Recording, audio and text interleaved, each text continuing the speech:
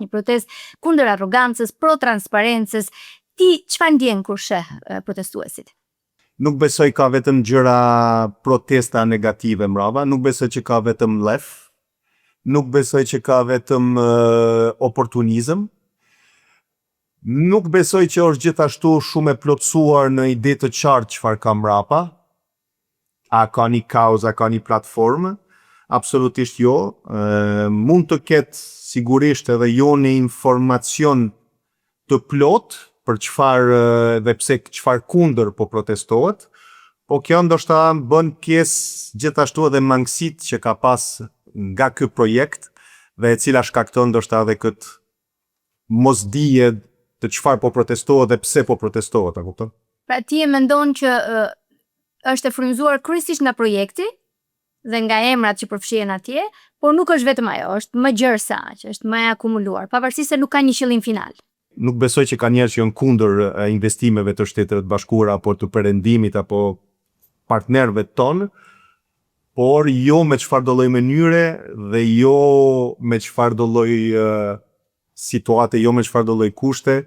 Unë e shoh më shumë si një gjë e mirë nga ana jonë që ne jemi të ndërgjegjshëm dhe jemi të kujdesshëm për të mbrojtur interesin ton kombëtar, interesin e kësaj gjenerate, dhe gjeneratës që vjen pas nesh dhe gjeneratave që do vinë pastaj. Pastaj, kush qëndron mrapa si emër, unë nuk e shoh si familje Trump, unë e shoh si njerëz të afër presidentit të Shteteve të Bashkuara, dhe ajo është mirë se ardhur. Ne duhet t'i hapim dyert, sepse mos harrojmë që jo shumë larg nga ne, në vende të fshinjë, flitëm për investime të vende të tjera, flitet për interesat të vendeve të tjera. Në gjykimin tënd është një përplasje, një përballje finale me elitën e vjetër politike? Unë mendoj që do del diçka e mirë për mënyrën le të themi të shkundjes pak të çfarë ka ndodhur aty, sepse nuk është një gjë e keqe.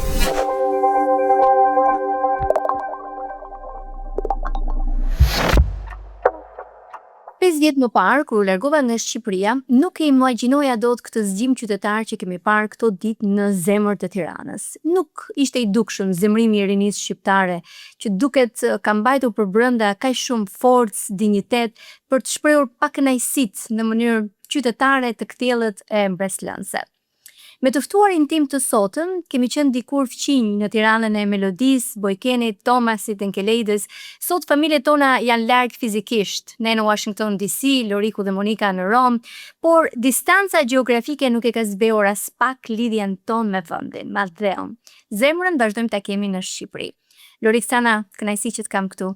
Njëherë kapiten, ti je gjithmonë kapiteni kombëtares shqiptare, je kalorës i urdhrit të Skënderbeut, urime edhe për titullin, themeluesi i Fundacionit Loriksana 5, mirë se erdhe në Ilvatare Talks.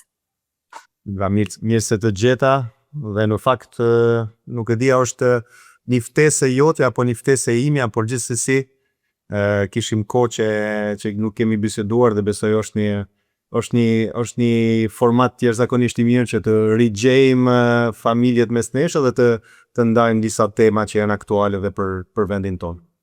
Faleminderit Lorik. Këto kanë qenë ditë historike në Tiranë, në Shqipëri, kanë bërë xhiron e medias botërore. Padyshim që ne si shqiptarë kemi ndjerë ndryshe peshën e atyre emocioneve. Po ti ke qenë kapiteni një kombëtare që bashkonte shqiptarët e Shqipërisë, Kosovës, Maqedonisë Veriut, diasporës, kudo, kur e ke parë këtë protestë që pati shkëndije në Zvërnec për shkak të investimit aty, por me sa paktën në gjykimin tim nuk është thjesht një protestë për një investim, është më shumë se aq, është një protestë kundër arrogancës, pro transparencës. Ti çfarë ndjen kur sheh protestuesit? Shiko, është diçka që duhet të ndajmë absolutisht si një bisedë mes dy miqësh dhe të ndajmë pak a shumë me njëri tjetrin, sikur që mund të bisedojmë me shumë njerëz të tjerë rreth të gjitha temave dhe çfarë po ndodh aty çfarë po ndodh tani. Jo vetëm tani, po çfarë ka ndodhur në vitet e kaluar dhe çfarë presim që të ndodhë, ose dëshirat tona për shoqërinë tonë, në qoftë shqiptar që jetojnë në Shqipëri, në Kosovë, apo në rajonin tonë, në qoftë shqiptar që janë në diasporë. Unë kam Kam pas mundësinë që edhe pas ato vite që kam jetuar në Tiranë të jetoj po aq mënyrë të përjetoj Shqipërinë dhe Kosovën, Romën dhe diasporën në një mënyrë gjithashtu të prekshme dhe jo vetëm nga largësia dhe sidomos pas një kapitull le të themi i jashtëzakonshëm në botën profesionale të sportit, duke e përfaqësuar jo vetëm shqiptar, po duke le të themi munduar që ti një bojmë një falloj introduction, një falloj prezantimi në mënyrën më të jashtëzakonshme që të jep sporti dhe mjeti që është sporti, mbetesh gjithmonë le të themi në një mënyrë i përfshirë në çfarëdo lloj teme që ka në shoqërinë tonë dhe këto kohë më kam marrë zakonisht shumë mesazhe se çfarë mendimi ke, çfarë pozicioni ke. Unë absolutisht jam munduar gjithmonë gjatë gjithë vite të rri jashtë korrenteve politike, sepse në çdo vend, po sidomos në vendin tonë, çfarëdo lloj teme të caktuar apo një teme të tillë ka një rrymë politike aty brenda. Dhe jam munduar gjithmonë të mbroj për mua se çfarë mund të bëj unë, të jap disa shembuj se si mund të përfaqësosh, si mund të investosh, si mund të ngritesh, si mund të kontribosh për shoqërinë tonë. Dhe sigurisht kur në momente të tilla kërkojnë gjithmonë edhe çfarë mendimi ke apo se si e mendon ti. Dhe unë këta mund ta shpreh me ty në mënyrën shumë miqësore, si dy bashkëkombas të një njëjtit vend, të trojeve të ndryshme, por të njëjtit vend. Dhe këto kohë sigurisht më kanë menduar se çfarë mendoj unë këtu dhe cila është le të themi qëndrimi im. Do filloj me ata që sigurisht nuk besoj që ka të bëj me diçka të zakonshme te ne. Nuk e shoh si diçka me një precedent, sidomos nga formati që ka marrë. Pastaj mund shkëmbej me ty çfarëdo lloj mendimi që unë kam, por sigurisht e shoh pak më ndryshe se protestat të kaluara. E shoh si diçka që nuk besoj ka vetëm gjëra protesta negative mbrapa, nuk besoj që ka vetëm lef, nuk besoj që ka vetëm oportunizëm. Nuk besoj që është gjithashtu shumë e plotësuar në ide të qartë çfarë ka mbrapa. A ka një kauzë, a ka një platformë? Absolutisht jo. Mund të ketë sigurisht edhe jo një informacion të plot për çfarë kundër po protestohet, po kjo ndoshta bën pjesë gjithashtu edhe mangësitë që ka pas nga ky projekt dhe e cila shkakton ndoshta edhe këtë mosdije të çfarë po protestohet dhe pse po protestohet, a kupton? Pra ti e mendon që është e frymëzuar kryesisht nga projekti dhe nga emrat që përfshihen atje, por nuk është vetëm ajo, është më gjerë se aq, është më e akumuluar, pavarësisht se nuk ka një qëllim final. Nuk besoj që tema është tek emrat apo tek projekti që unë besoj që është diçka ku ndryshe nga herave tjera po shoh njerëz tjerë në bulevard, po shoh gjenerat tjetër në bulevard, nuk po shoh një dorë e cila ka nisur një protest me korrente politike, që është e përdorur dhe do përdoret nga faktorët politik, ajo është e sigurt. Por po e shoh gjithsesi për herë të parë, edhe ndoshta edhe mund të gaboj, me sa po e ndjej unë, për herë të parë një farloj forme e shoqërisë, një farloj edhe grup studentore edhe të rinj, të cilët shohin që e vërtet janë koshient që në vendin ton ka qenë një vend në tranzicion, dhe ku po thash në vendin ton, se pastaj mund të flasim pastaj edhe për Kosovën, po flas në këtë rast për Shqipërinë, që ka qenë në duart e një gjenerate tjetër, ka qenë në duart e gjenerate të prindve të tyne, të gjyshërve të tyne, të prindve të tyne, dhe jo që kanë pas gjithmonë mundësinë me qenë një zë i vetëm, por çfarë po bëhet te na. Është normal që një vend i cili del nga një regjim të tillë dhe me një fazë tranzicioni, me një luftë civile, nuk mund të jetë i përsosur. Është i ballafaquar me sfida të cilët shoqëritë në përgjithësi në vendin tonë kanë kaluar para nesh. Dhe ato që kanë kaluar tranzicionin nga bloku sovjetik apo bloku i lindjes, i kanë kaluar më shpejt, ndoshta edhe më lehtë se sa ne.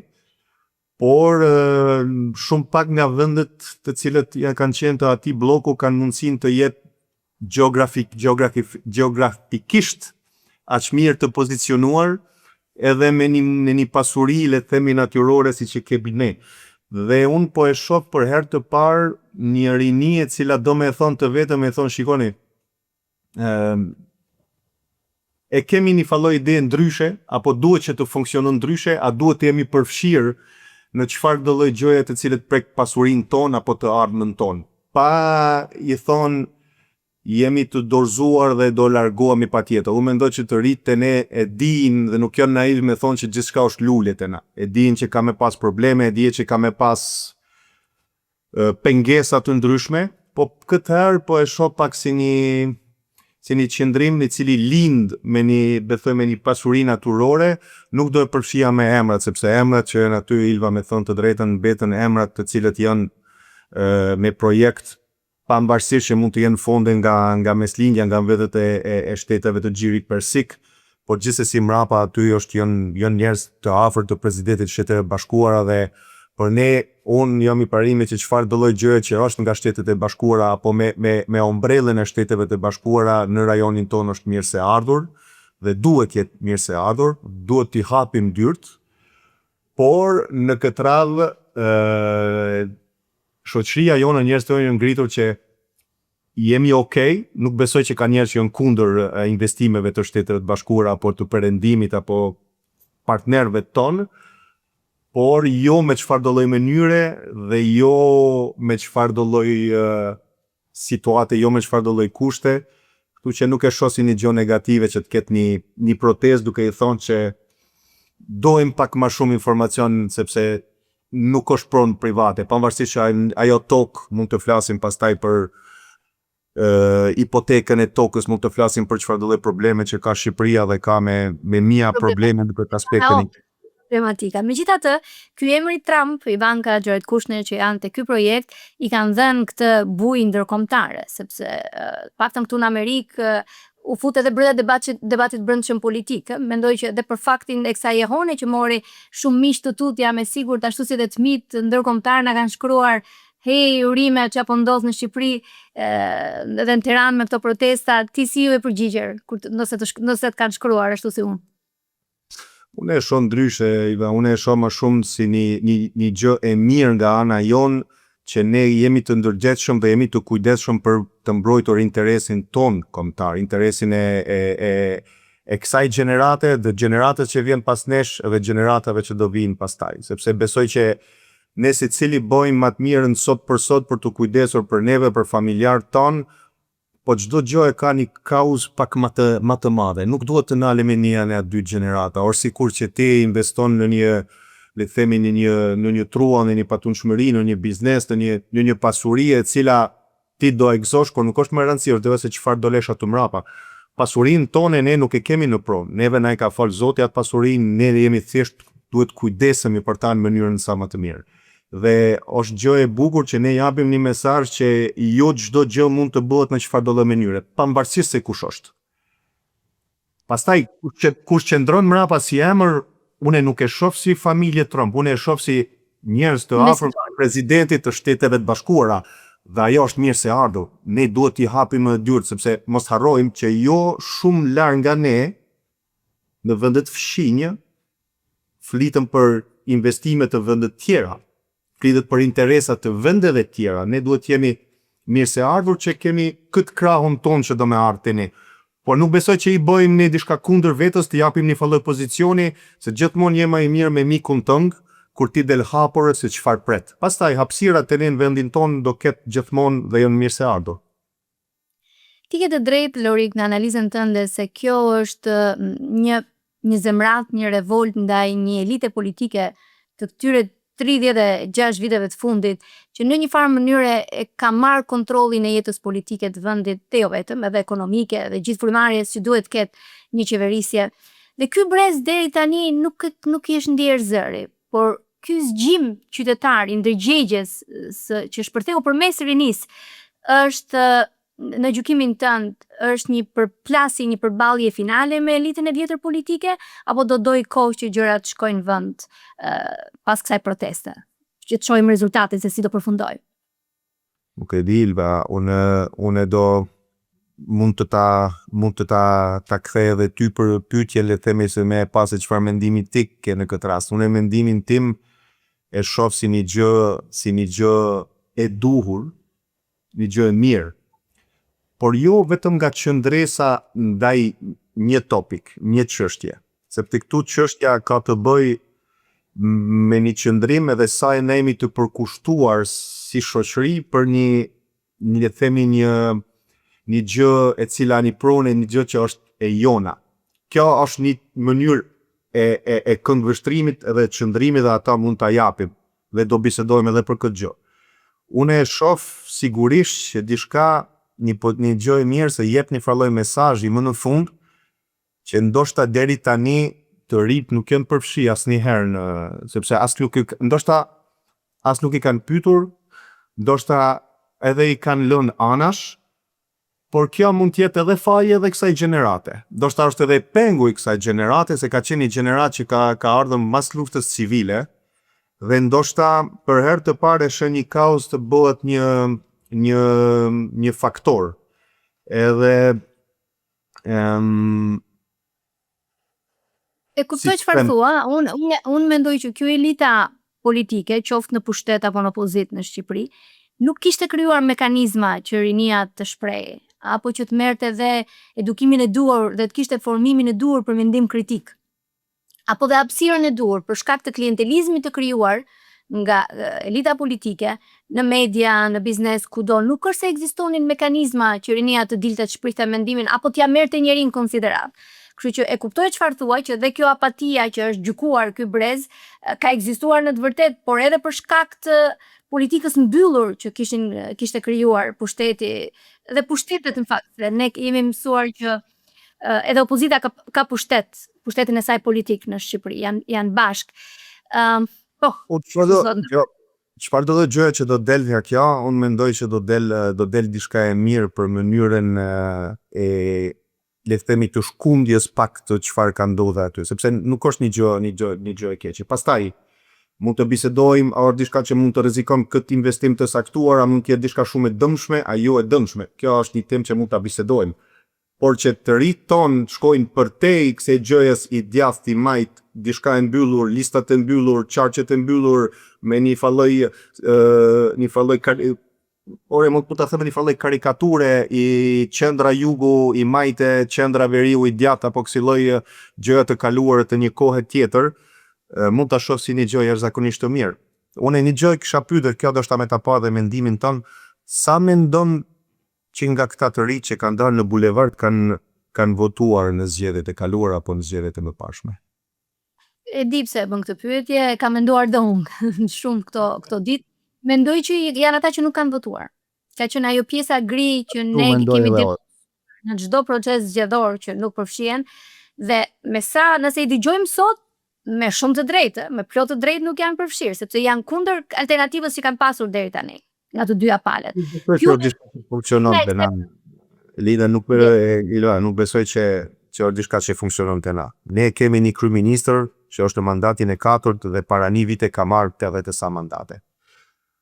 Nuk besoj që jemi vendi i cila në zgjedhje është një gjë e transparente. Nuk besoj që as Shqipëria është në nivelin e Kosovës sa i përket zgjedhjeve. Por nuk besoj që jemi një vend i cili votat vledhen me matësi të madhe dhe ti gjen veten në 80 sa deputet. Ai zotri Edi Rama i ka fituar këto zgjedhje, ka fituar 80 deputet. Dhe na nuk mund të kërkojmë sot e nesër. Është pikërisht ka gjëra tani.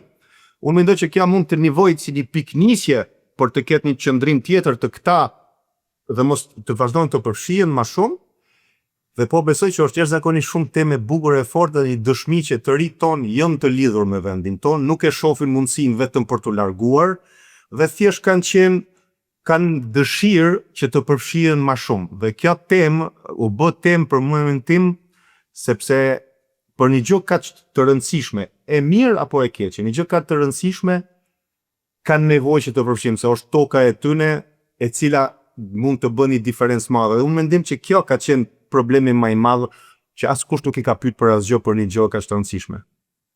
Ti më pyete si e mendoj unë dhe po ta jap përgjigjen time. E mendoj si fillimin e një fundi.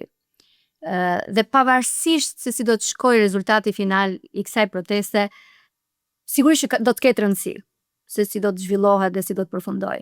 Po mendoj që kjo proteste ka arritur suksesin e saj më të madh. Deri tani, për faktin që bashkoi çdo lloj rrymë, të rinjt me besime të ndryshme, të majta, të ekstremit të djathtë, të gjitha rrymave janë aty brenda dhe e gjetën forcën të bashkohen dhe të mos përçahen, edhe pse unë jam e bindur ka pas element që do kishin dashur që të ishin përçarë dhe të ishin konfliktuar me njëri tjetrin. Kështu që në një farë mënyrë kjo proteste ka arritur rezultatin e saj. Kjo i ka thënë stop një klase politike dhe një sjellje të qëndrueshme në këto vite ndaj qytetarit si forcë, si dëshmi për të kërkuar, për të pas besim tek institucionet dhe për të kërkuar llogaridhënie tek politikanët. Kështu që do ishte mirë do ta shohim se si do të zhvillohet dhe të kishte rezultat tjetër, por edhe me kaq kjo proteste ka realizuar suksesin e saj.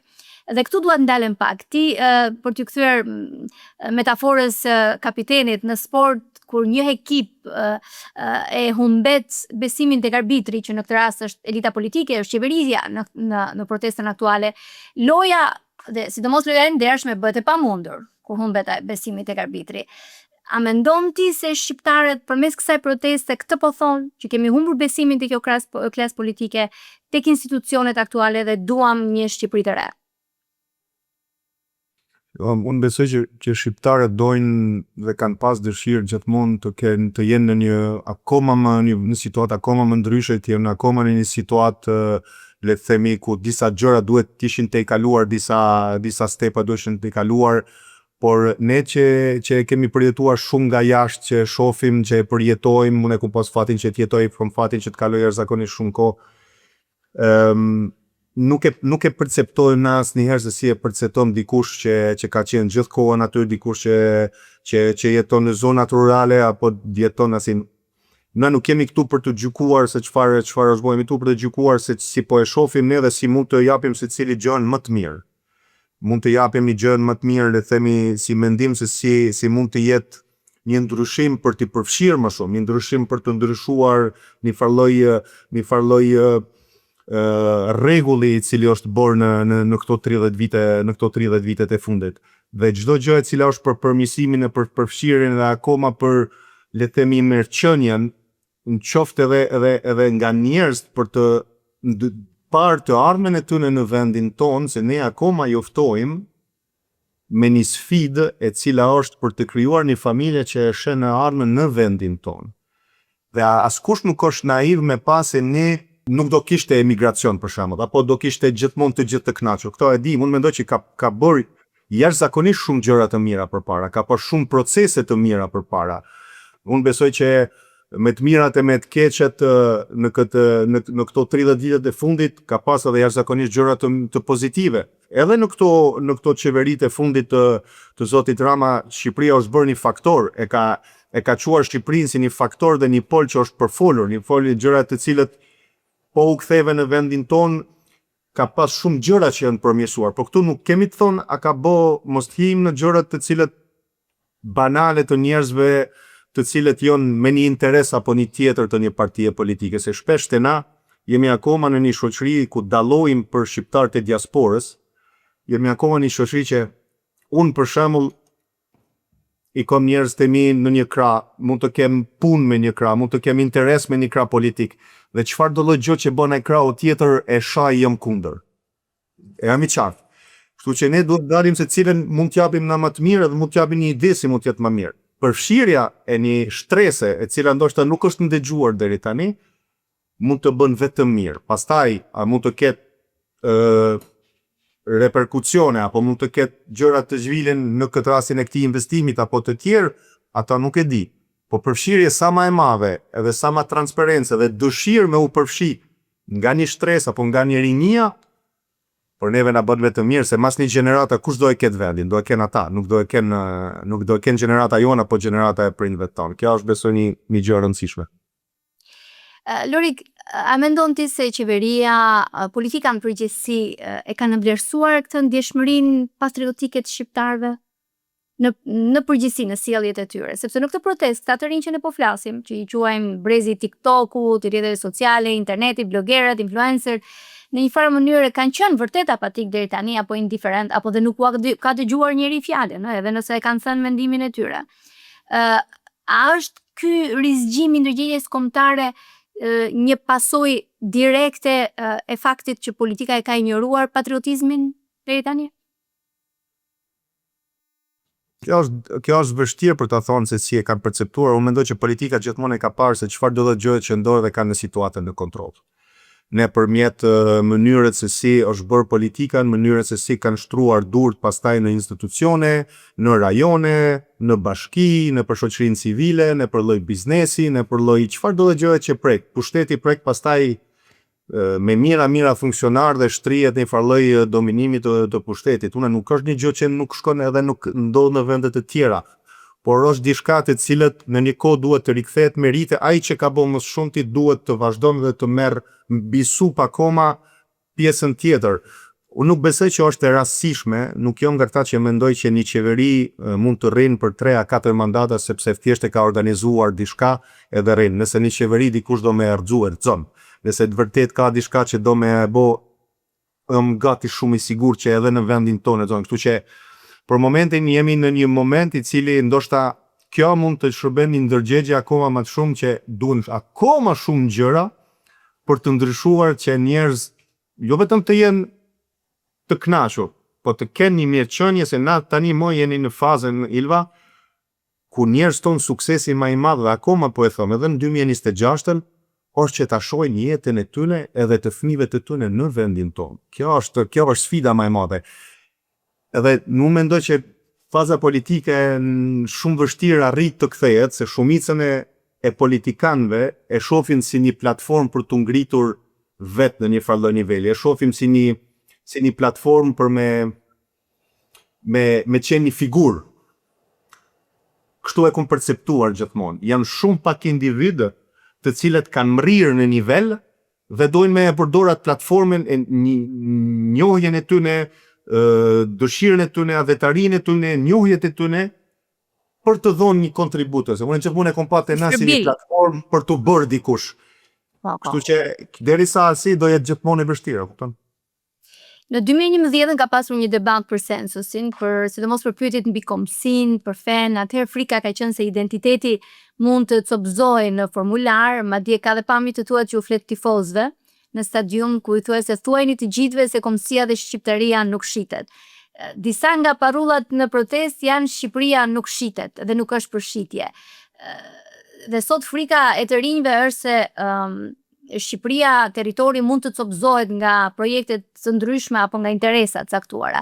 A sheh ti një lidhje mes këtyre dy momenteve?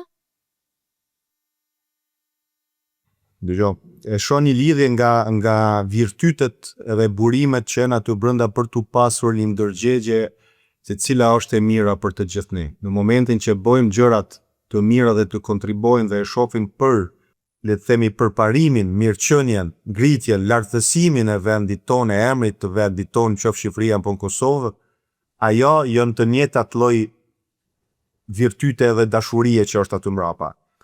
Pastaj gjërat se si duhet të bëhen, kjo është një temë ndryshe, se këtu po flasim në rastin e tillë, siç ta thash, në rastin e projektit në Zbërnec i cili ngriti kjo shumë, është më shumë me thonë që shikoni se kjo është diçka e përbashkët, është diçka e jona, ne kemi fjalën tonë, nuk duhet të marrim një peng. Pavarësisht që njeriu mund të ketë dëshirat e duhura, mund të ketë njohjet e duhur dhe e bën një farlloj projekti duke le të themi e parë si vetëm diçka e cila nuk duhet të përfshi masën, nuk duhet të përfshi sidomos për diçka të rëndësishme, dhe është përdorur jashtëzakonisht shumë për të treguar lidhjen e njerëzve me vendin i cili sa përket. Pastaj mund të jemi pro dhe kundër, unë të thash, Në rastin tim, unë jam pro investimeve në Shqipëri. Unë besoj që shumë gjëra janë bërë jashtëzakonisht trubëll dhe jashtëzakonisht gabim në momentin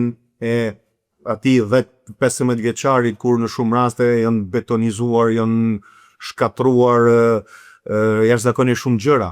Por nuk besoj që investimi, do thonë Shqipëria është një perlë në një farë mënyre që gjithsesi do investohet, nuk mund të met një mes Greqisë, Malit Zi dhe Kroacisë një vend i cili nuk do zhvillohet.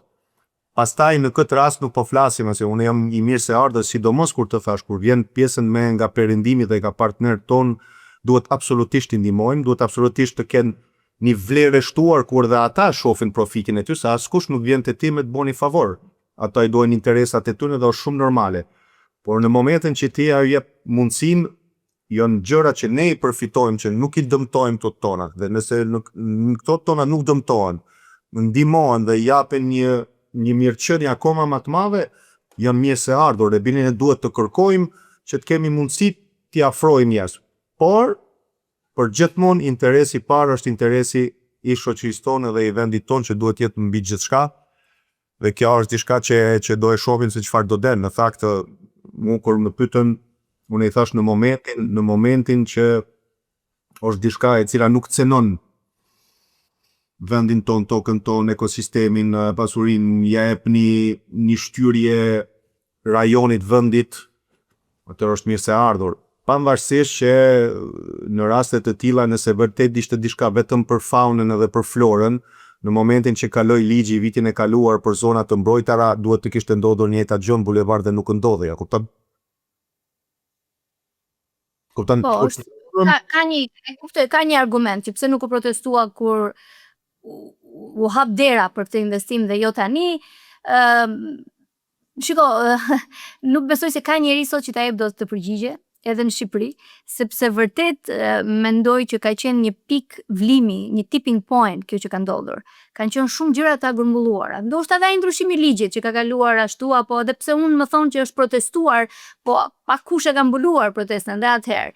Se mos harro, protestuesit sot janë dhe kundër medias tradicionale në Shqipëri, apo atyre emisioneve të rëndësishme që ekzistojnë, sepse i kanë konsideruar si dritare jo shumë transparente të informacionit dhe zhvillimeve konkrete të vendit. Po dua të pyes pak për diasporën. Ti je një nga shqiptarët më të njohur në diasporë, ne kemi parë protesta në shumë nga kryeqytetet e Europës, këtu në Amerikë. Çfarë roli mendon se duhet ketë diaspora në këto protesta? Diaspora nuk ndahet asnjëherë nga vendet tona, qoftë në Shqipëri, qoftë në Kosovë. Diaspora nuk ndahet asnjëherë, shifet edhe çfarë rëndësie ka në ekonominë tonë, çfarë rëndësie ka edhe në politikën, shifet në shoqërinë, shifet në Kosovë nëpërmjet zgjedhjeve, të cilat diaspora ka një rëndësi jashtëzakonisht të madhe. Me do tema që shohim diasporën e dojnë vetëm kur ka të bëj me çu fonde, me ndihmu familjar, me armë bleprona, me u reinvestu aty, po diasporën nuk e dojnë për vota sepse nuk jeton këtu dhe s'ka çfarë të bëj. Diaspora ne akoma nuk jemi në gjeneratën e 3, e 4, e 5 ku jemi Zvicran, Italian, Amerikan me origjinë të largë shqiptare. Ne jemi ala në fillim dhe sa më shumë e marrim këtë lidhjen me diasporën, aq më shumë përfitojmë ne të gjithë dhe e bojmë që të jemi një trup i vetëm. Prandaj edhe me fondacionin, projektin që e kom mbuluar për Abresht e kom mbuluar në një njëjtën mënyrë, sepse mos të kishëm duke ja dhënë një farë shembullit shoqërisë shqiptare në përgjithësi, duke munduar që ta bëjmë një farë pikturimi, se nëse Arbresht nuk e kishin marrë identitetin edhe gjuhën atyne, në momentet që shqiptar ka kalu me anije në Vlora, nuk i kishin gjetë Arbresht në anën tjetër duke i ndihmuar, duke i përkthyer, duke i marrë për katunet e tyre edhe duke i dhënë një farë nisje në një jetë të re. Nuk e di apo mund me u kuptu në shprehjen time që po ta them. Po e shpjegon shumë mirë. Po përpiqesh të japësh një model, siç e bën Arbresht, shumë të vështirë atëherë. Po diaspora është diçka, është një pjesë e pandashme, është një pjesë jashtëzakonisht shumë e rëndësishme që nuk ka pas asnjëherë një peshë të vërtetë, sidomos në Shqipëri. Më mendoj që në Kosovë ka pak a shumë këtë gjë e cila mund të dikon edhe si e kemi parë edhe në zgjedhje. e kemi parë këto vitet qoftë në zgjedhjet para disa dite në Kosovë, qoftë në zgjedhjet e kaluara, dhe unë besoj që është një gjë jashtëzakonisht e mirë, sepse në momentin që edhe diaspora nuk e gjen më veten, ja mbyllim dyrt, ja mbyllim nuk e bojnë që të jetë pjesë e kësaj, na vështirë mbijetojnë pa ta. Akoma nuk besoj që jemi në një nuk është që duhet, përkundrazi, por nuk besoj që jemi në grad të suportojë veten pa ndihmën e diasporës. E vërtetë është, dhe nuk e kemi luksin, nuk duhet pse të humbasim diasporën që është një aset, pa diskutim një aset i jashtëzakonshëm, jo vetëm i vendit, po edhe i akademisë. Shqiptarët sot i kenë në institucionet më prestigjioze të akademisë këtu në Amerikë apo në Europë, apo kudo tjetër, të sipërmarrjes, të AI-t, të gjencës artificiale. Je në Washington, në lobby. Po mos ishte qenë diaspora, ndoshta lufta e Kosovës apo ndihma e perëndimit të Shtetit Bashkuar, ndoshta nuk kishte ndodhur. Do kishte marrë një drejtim tjetër. Veçanse jemi te Kosova, mbaruan dhe zgjedhjet e treta brenda një kohe shumë të shkurtër. Nuk e di si i ke parë ti, si po i ndjek, dhe a mendon që këtë radhë do të ketë një kompromis më të madh, apo do të vazhdojë ky stagnacioni, ky ngërçi institucional që në një farë mënyrë po e pengon Kosovën të avancojë ambicjet e saj, integrim në BE, në NATO, aty ku duhet jetë. Është jashtëzakonisht për të ardhur keq, Ilva, dhe me shumë kontradikta, sepse vërtet po shohim disa rezultate në zgjedhje që ndoshta nuk ishin parë në të kaluarën, ku dallon një parti e cila merr shumë më shumë vota se parti të tjera apo partia e dytë, një parti e cila vetë krijon qeverinë, por rrëzohet prap, dhe kjo po zgjat jashtëzakonisht shumë. Nuk e shoh unë si një problem demokratik që të shkojmë prap në zgjedhje, por kur këti mas një kohë ke kaluar pandemin, ke kaluar pastaj nisje disa konflikteve botërore që gjithsesi ata i kanë ato dinamikat edhe ato, le të themi, i jap ato dallgët të cilët në gjeopolitik luajnë gjithmonë një rol, qoftë nga intereset e disa fqive ton verior, apo disa shumë larg në lindje, të cilët e shohim gjithmonë vendin tim derisa nuk është i integruar në NATO edhe në Bashkimin Evropian si gjithmonë si një diçka të brisht. E sheh veten pastaj pas një momenti ku ke përballuar një sulm direkt në territorin tonë, duke vrarë një efektiv të policisë me një grup të organizuar. Dhe gjithë ajo ti e trashëgon masane jo një stabilitet politik për t'i quar shumë kauza të rëndësishme përpara, dhe kjo është një humbje kohe e cila duke shpresuar që t'jetë gjithmonë e kthyeshme. Por do shohim se çfarë do bëj. Unë gjithmonë i ditur që pavarësisht se çfarë bëj jeni pjesë të njëjtës shoqëri, dhe në një moment duhet secili të rshon pesë, nuk ka të bëj këtu pastaj që me kokë fortësi, dhe një moment janë disa kapitull të hapur që i kemi shumë të rëndësishme përpara, e cila është njerë stabiliteti, kalimi disa kapitujve, një falloj marrëveshje me Serbinë, derisa në momentin që pastaj jemi kandidat dhe përfshihemi në NATO, pastaj është vullosur, le të themi, një falloj miqënie, Kosova ka një pavarësi, një sovranitet që është gati i pakthyeshëm, se askush nuk mendon që do rrezikojmë në aspektin e luftës, dhe është vetëm një budallik jashtëzakonisht i madh, por shoqëria ka disa gjëra të rëndësishme për t'i quar përpara, dhe kjo është besoj një humbje kohe për të gjithë. E vërtet, sidomos me luftën në Ukrainë, ku vëmendja ndërkombëtare është atje me çfarë po ndodh në Iran apo kudo tjetër, Kosova ndodhet në këtë pozicionin e vështirë për të mbyllur negociatat dhe dialogun me Serbinë, por njëkohësisht edhe kujdeset për qytetarët e saj me një qeveri që ka besimin e qytetarëve dhe që ka mundësi, ka dhe numrat për të qeverisur e për të pasur një president. Për të mos dal nga atmosfera e protestës, mua më janë dukur këto ditë si një ndeshje e bukur e kombëtares. Aq shumë protestues të bukur ka pasur, sepse kanë dalë, kanë kënduar, nuk ka pasur incidente, atmosfera ka qenë ato parullat, sloganet kanë qenë shumë kreative dhe interesante. Nuk e di ty t'janë dukur pak a shumë, ke pas xhelozi, ta kisha pasur këtë turm gjatë ndeshjeve të kombëtares. Dhe shumë njerëz më thoshin pse nuk je këtu me armë protestu, pse nuk e asje, nuk besoj që njeriu mund të jep mendimin e tij dhe qëndrimin e tij. se edhe shpesh njerë sidomos ne Ballkanas dhe ne shqiptarët kemi qef njerëz me I kategorizu në patriote, në tradhtar, apo njerëz që thojnë ty hajde dil në shesh trego se je patriot. Për shembull ka shumë njerëz që kanë dhënë dëshmi që nuk kanë asgjë për të dëshmuar për të qenë bëhen patriot, mund të thojnë të mendimin e tyre, dhe nëse mendimi jot është kundër mendimit e një tjetri, ai nuk do me thonë që është Tradhtar. ai mirë apo tradhtar. Ai e mendon që kur ti e I ditur që ato dëshirat I ka për të mirën, pastaj aty qëndrojnë pikpamje që është ndryshe.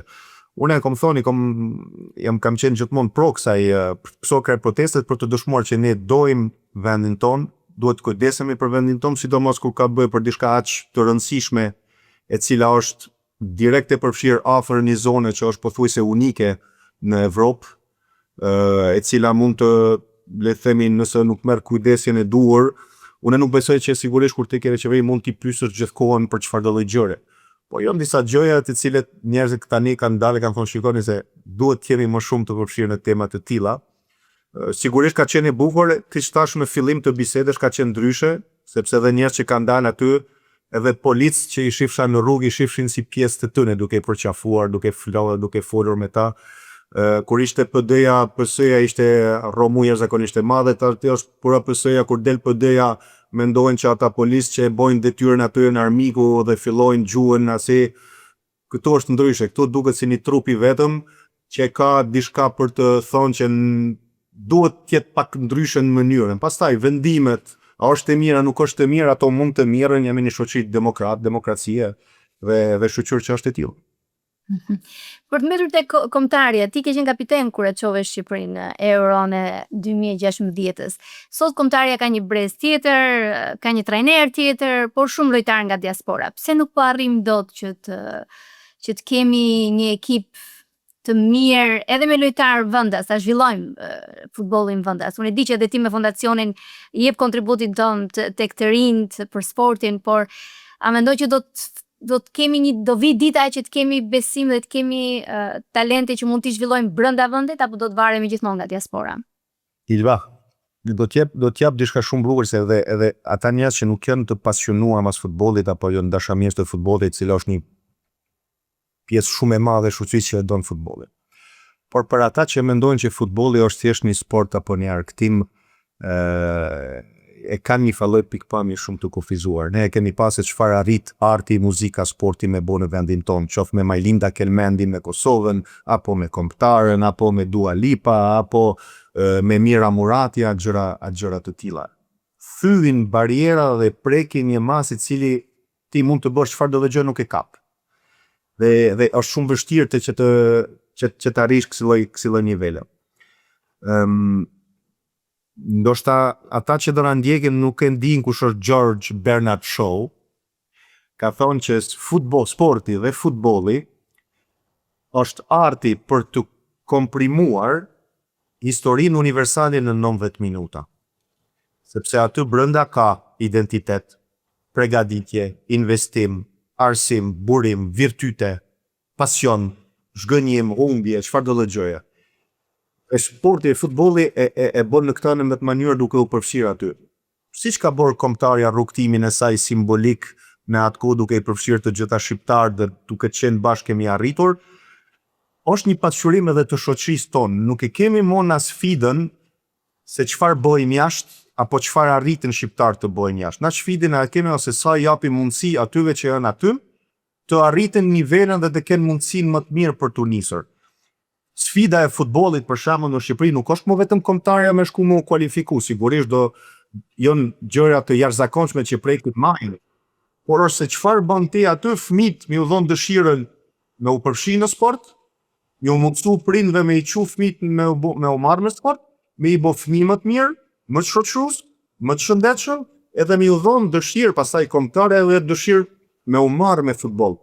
Po duhet të kenë, nuk duhet të kenë pengesa, nuk duhet të kenë pengesën e pagesës. Nuk duhet të kenë pengesën, nuk gjej hapësirën time, nuk gjej fush, nuk gjej trajnera. Kjo është sfida. Siç është sfida. Fjala vetëm është investim. Duhet ketë investim në sport. Serioz. Po investimi është investim njerëzor. Investimi financiar ajo vjen. Nuk është vështirë me gjetë investimin financiar, Iva. Investimin financiar gjetë, nuk është aty gjëja ma pak problematike. Kemi njohje, kemi njerëz. Po, ju them në investimin tek talentet, tek elementet që ti ushqesh ata, se nuk është kaq kollaj, mund ta kesh talentin, por nëse s'ke terrenin për ta zhvilluar atë. Po mbi terrenin duhet të kesh edhe njerëz që t'japin dëshirë me pas problem. Duhet të kenë edhe prindë që i qohin fëmijët me u marrë në sport. Mos të ketë një problem jo se s'du me e qu se është largë, apo s'du me e qu se ka një pagesë që nuk e përballoj, apo kur shkon aty e gjen trener që e bën atë punë vetëm me fitu 2-3 lekë. Janë vlerat e na, virtyti i sportit i cili nuk është në nivelin e duhur. Kjo është sfida. Po pse kjo? Pse ndodh? Pse nuk janë nivelin e duhur kjo? Një vetëm vlerat, po besimi që me sport dhe po t'investohesh në sport do arrish diku, do kesh sukses. Mund bëhesh i pasur, mund bëhesh një yll i sportit. Na për shembull në rastin e fondacionit ku ne kemi të ndarë për kulturë dhe për sport, e kemi bërë që pjesa e sportit është e rëndësishme dhe jemi shku me e kap fëmijët. Sepse aty kupton kur një fëmijë është i përfshirë me aktivitet sportiv që kur është i vogël, ndryshon komplet perceptimi i jetës së tij në momentin sepse kohët që e kalon në përditshmëri me programin e sportit, me lojra, me arktin, me futboll dhe basketboll e çfarë do jetë, ja jep një mësim në jetë e strukturon e disiplinon. Asnjë mjet tjetër nuk e jep, duke filluar nga vetja, nga vetbesimi, nga marrëdhënia me të tjerët, nga njohja e humbjes e fitores, dhe ja jep një nisje në jetë që vetëm vlera e sportit. Kjo është thelbi i sportit. Pastaj duke bërë kështu në masë, në shoqëri, ai ka përfiton gjithmonë, ajo është shumë e thjeshtë. Kroacia, po, më thuaj. për shembull, Kroacia nuk ka një popullat shumë më të madhe se sa, bilem ndoshta me numër mund të jetë më pak se sa Shqipëria e Kosova bashkë. Është një herë zëvendës kampion e botës dhe 2 herë gjysmëfinaliste e kampionatit botëror. E kuptova. Mirë. Le ta marrim këtë si shembull për të frymëzuar të Kroacisë. Apo të Bosnjës që është në botëror dhe meqense jemi te botërori. Kush e fiton sipas teje? Unë sapo jam kthyer nga Shtetet e Bashkuara, ku isha atje për punë të një kompanie që i kemi të themeluar para disa vite në Shtetet e Bashkuara me një deg dhe në Angli dhe një deg jashtëzakonisht të bukur në Kosovë, ku jemi në fushën e teknologjisë dhe pata mundësi të kaloj 10 ditë të Shtetet e Bashkuara. Dhe sigurisht është vend aq i madh që nuk perceptohet gjithmonë që do jetë i kampionat botëror. Do kishim qenë atje, do kisha qëndruar, po t'ishte Shqipnia e Kosova që ishin afër, Kosova akoma më afër për t'u kualifikuar që do kishte qenë diçka e jashtëzakonshme për shtetin e Kosovës. Por duke mos qenë këto të dyja, do e ndjekim nga Evropa. Ande unë kam një falloj preferencë teknike, besoj për Francën, në cila e shoh si favorit, po edhe Spanja, Anglia, Portugalia, e shoh një evropiane që e fiton prapë këtë vit. Interesante. Përmendë Kroacinë nga rajoni të paktën, a mund të jetë ai vendi që ta marrim si shembull që Shqipëria t'ia dalë gjithashtu që të ketë sukses? Jo, fushën e sportit patjetër, absolutisht po. Absolutisht po. Ata kanë trashëguar një shkollë jugoslave, një infrastrukturë një shkollë jugoslave dhe një traditë tek sporti, ku në Kosovë mas luftës po mundohet të rigjehet, në Shqipëri ai tranzicioni a luftës civile ka shkatruar, ka statuar gjithçka dhe ne kemi gjithçka nga baza për të rindërtuar. Po Italia ç'pati që nuk është në botëror?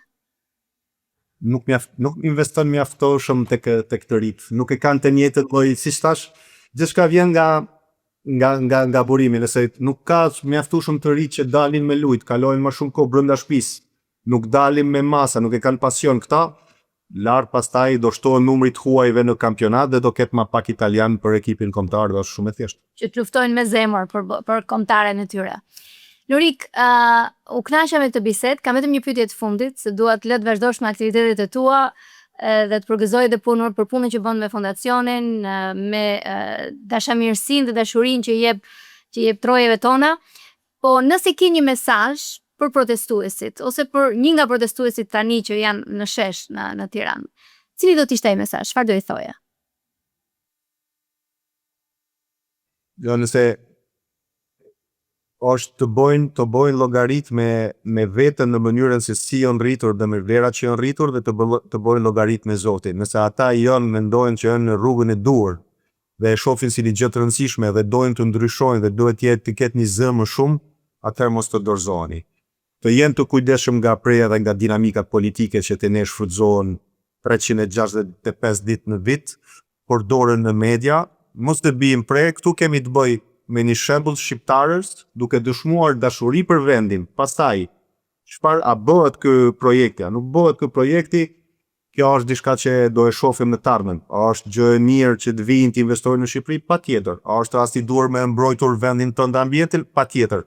Nëse ata janë në rregull me veten dhe duhet asi, mos të dorëzohen. Në fund besoj që do del diçka e mirë në përgjithësi për shoqërinë tonë.